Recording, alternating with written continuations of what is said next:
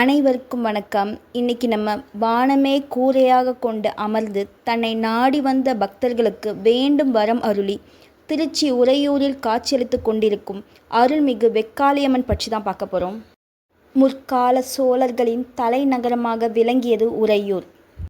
ஊர்களை அமைக்கும் போது ஊர் காவல் தெய்வங்களை ஊர் எல்லையில் எழுந்தருள செய்வதும் வீரத்தையும் வெற்றியையும் அளிக்கும் தெய்வங்களை வடக்கு நோக்கியும் அமைப்பது வழக்கம். அந்த வகையில் உறையூர் அருள்மிகு வெக்காளியம்மன் கோயிலும் வடக்கு நோக்கிதான் அமைந்திருக்கிறது. பொதுவாக கோயில்களில் கருவறையில் உள்ள சுவாமிக்கோ அம்மனுக்கோ கருவறைக்கு மேலே விமானங்கள் அமைக்கப்படுவதுதான் வழக்கம். ஆனால் உறையூர் வெக்காளியம்மன் திருக்கோயில் இவற்றிலிருந்து முற்றிலும் வேறுபட்டு அமைந்திருக்கிறது. வானமே கூரையாக கொண்டு வெட்ட வெளியில் பக்தர்களுக்கு காட்சியளிக்கிறார் வெக்காளியம்மன்.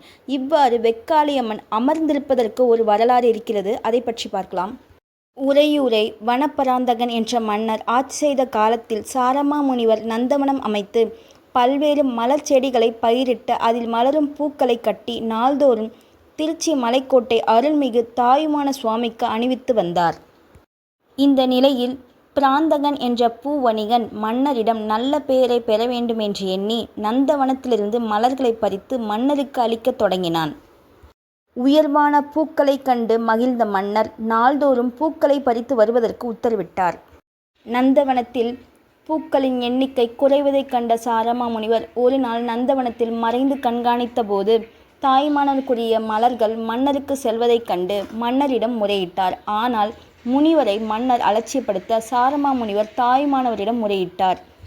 தனக்கு செய்யும் குறைகளை கூட தாங்கிக் கொள்ளும் இறைவன் அடியார்க்கு செய்கின்ற இடர்களை தாங்குவதில்லை என்பதை நிரூபிக்கும் வகையில் மேற்கு முகமாக உறையூர் பக்கம் தன் பார்வையை தாயுமானவர் திருப்ப மண் மாறி பொழியத் தொடங்கியது. மண் மூடியதால் தங்களை காக்க எல்லை தெய்வமாக அமைந்த வெக்காளியம்மனிடம் மக்கள் சரணடைந்தனர்.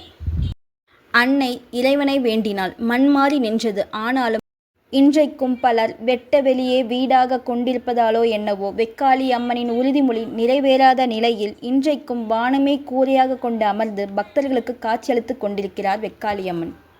சுற்றிலும் எழில்மிகு மண்டபம் அமைந்தாலும் நடுவில் வெட்ட வெளியில் வெக்காளியம்மன் கருவறை உள்ளது. தெற்கு வடக்கிலும் வாயில்கள் இருந்தாலும் பெரும்பாலான பக்தர்கள் தெற்கு வாயில் வழியாகத்தான் தரிசனம் செய்ய உள்ளே செல்கின்றனர். பெரும்பாலான கோயில்களில் நவகிரகங்கள் தான் அமைந்திருக்கும். அதிலுள்ள சனீஸ்வரரை தான் பக்தர்கள் தரிசனம் செய்வார். ஆனால் இக்கோயிலில் பொங்கு சனீஸ்வரருக்கென்று தனி சன்னதி அமைந்திருப்பது சிறப்பானதாகும். கோயிலுக்கு வரும் பக்தர்கள் தவறாமல் பொங்கு சனீஸ்வரரையும் தரிசனம் செய்துவிட்டு செல்வர். கோயிலின் ஈசானிய மூலையில் நவகிரக சன்னதியும் அமைந்துள்ளது.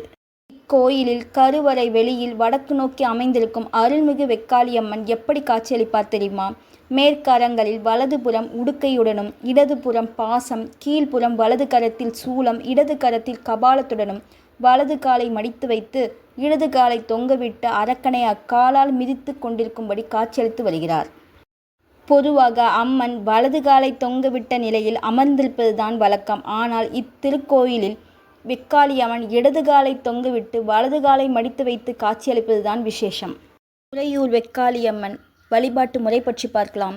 தொழில் நஷ்டம், கடன் பிரச்சனை, குடும்ப பிரச்சனை போன்ற பல்வேறு பிரச்சனைகள் நீங்கவும், நோய் நொடியின்றி நலமாக வாழவும், கல்வி பொருளாதார நிலைகளின் மேம்பாடு அடையவும், தங்களின் தீராத பிரச்சனைகளை நிறைவேற்றிட வேண்டியும் கருவறை அம்மனுக்கு நேர் எதிரே உள்ள சூலத்தில் பக்தர்கள் தங்களது பிரார்த்தனை சீட்டுகளை எழுதி கட்டுவதுதான் இன்றைக்கும் வழக்கமாக இருக்கிறது.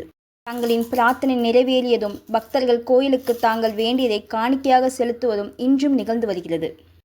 திருமணத்தடை நீக்குதல், யமபயம் போக்குதல், குழந்தை பேறு, தொழில் விருத்தி என ஒவ்வொரு கோயிலும் ஒவ்வொரு பரிகார தலமாக விளங்கி கொண்டிருக்கும் நிலையில் எத்தகைய குறை என்றாலும் பிரார்த்தனை சீட்டு மூலம் பக்தர்களின் குறையை நீக்கி அவர்களின் வேண்டுதலை நிறைவேற்றி தருகிறாள் உறையூர் வெக்காளியம்மன்.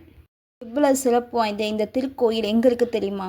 திருச்சி நகரில் மேற்கு பகுதியில் மத்திய பேருந்து நிலையத்திலிருந்து 6 கிலோமீட்டர் தொலைவிலும் சத்திரம் பேருந்து நிலையத்திலிருந்து 2 கிலோமீட்டர் தொலைவிலும் அமைந்துள்ளது உறையூர் வெக்காளியம்மன் திருக்கோயில். மீண்டும் மற்றும் ஒரு ஆடி சிறப்பு பதிவில் உங்கள் அனைவரையும் சந்திக்கும் வரை உங்களிடமிருந்து நன்றி கூறி விடைபெறுவது உங்கள் கௌசல்யா அண்ணாமலை. வேண்டும் வரமருளும் உறையூர் வெக்காளியம்மனின் அருள் உங்கள் அனைவருக்கும் கிடைக்கட்டும். நன்றி, வணக்கம்.